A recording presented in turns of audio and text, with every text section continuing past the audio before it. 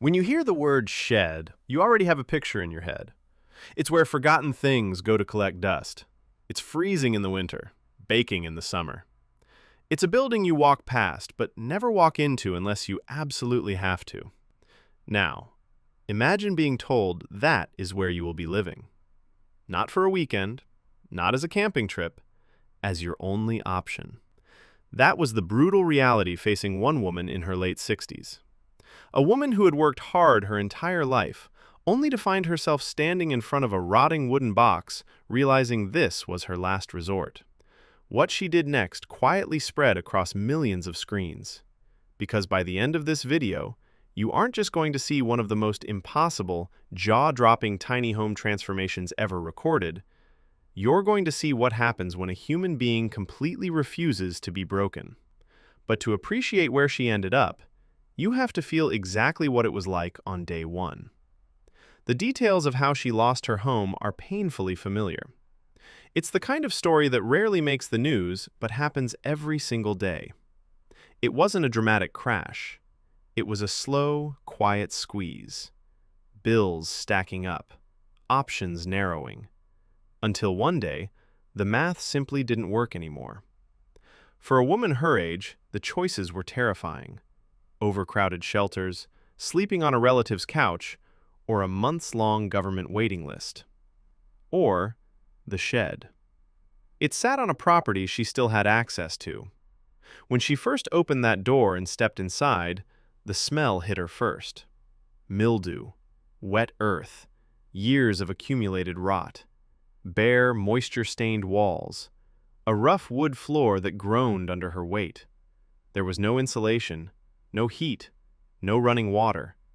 The air inside was the kind of damp cold that doesn't just touch your skin, it settles deep into your aching bones. It wasn't a home. It was a wooden cage. For most of us, standing in that freezing room would be the moment we gave up. We would look at that space and see a dead end. She looked at it and saw a blank canvas. She didn't have a TV network budget. She didn't have a team of contractors. All she had were two hands that refused to be still. She started with the least glamorous job, hauling out years of heavy, rusted junk, piece by piece, working until her back screamed and her hands blistered. And when the space was finally empty, it actually looked worse. Stripped bare, the shed offered nothing but cold, brutal honesty about how far she had to go. There were moments of overwhelming exhaustion. Moments where sitting on that hard, splintered floor, crying out of sheer frustration, was the only thing that made sense. But she didn't stop. Because an empty room is also an open room. And she got to work filling that emptiness with intention. Since she had almost no money, she had to get scrappy. She hunted for salvaged materials, discounted, mist-tinted paint from the hardware store, discarded items she could breathe new life into. Paint is cheap, but psychologically it changes everything. A single coat of bright, clean white turned a forgotten, rotting wall into a statement. It said, "Someone lives here, and they care." Next, the rough floor. She layered thick, thrifted rugs to soften the ground beneath her feet, literally and emotionally. Then came the details that separate surviving from living.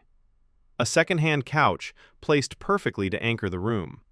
A small, functional kitchen setup that gave her back the ultimate human dignity, the ability to prepare a warm meal for herself. She didn't have an interior design degree, but she understood a psychological secret most people forget. Your surroundings shape how you feel about yourself, and she absolutely refused to feel discarded. But the true magic? It didn't stop at the front door. Because home doesn't begin when you step inside. Home begins the moment you pull up to the driveway. She replaced those dirty, cracked windows with clear glass. Suddenly, sunlight was pouring across the floor. The sealed box finally breathed. She painted the outside of the shed a beautiful, crisp color. She installed soft, warm fairy lights along the walking path. So even on the darkest, coldest nights, coming home felt like arriving somewhere safe. She even built a tiny terrace. Just a few square feet of space outside her door to sip her morning coffee, breathe the fresh air, and look at the sky. She had taken a place meant for a lawnmower and given it a soul. If you placed a photo of the before next to the after, your brain would simply reject that it's the same building. The dark, damp, freezing box? Gone. In its place is one of the most curated, genuinely beautiful living spaces you will ever see. Warm, amber lighting, curtains dancing in the breeze, a kitchen that works, a reading nook that begs you to sit down with a blanket, exhale, and stay for a while. It doesn't look like a shed. It doesn't feel like a shed. It feels like a luxury tiny home. Every single inch of the space has a purpose. Nothing is wasted, and that is what makes this so profoundly beautiful. The magic isn't in the square footage. The magic is in the sheer willpower of the woman who built it. Society has a quiet, ugly habit of writing people off. Too old, too broke, too far gone. When you lose your safety net, the world tends to look at you with pity at best and complete indifference at worst. This woman answered that indifference with a paintbrush and a plan. She didn't just build a shed conversion, she built proof. Proof that dignity isn't something the world hands to you, it's something you insist on. Proof that creativity isn't a luxury, it is a survival tool. And proof that the size of your space has absolutely nothing to do with the size of your life. And maybe that's the real reason this story resonates with so many of us. Because it forces you to look in the mirror and ask a very uncomfortable question. What forgotten, neglected corner of your own life have you been calling hopeless without ever actually picking up the tools to change it? We all have a shed somewhere, a bad habit, a ruined relationship, a dream we let gather dust. Most of us just never start the renovation. She did. If this story moved you, hit the like button so it can reach someone who needs to hear it today. And tell me in the comments down below, what's the shed in your life that you need to start rebuilding? I'll see you in the next video.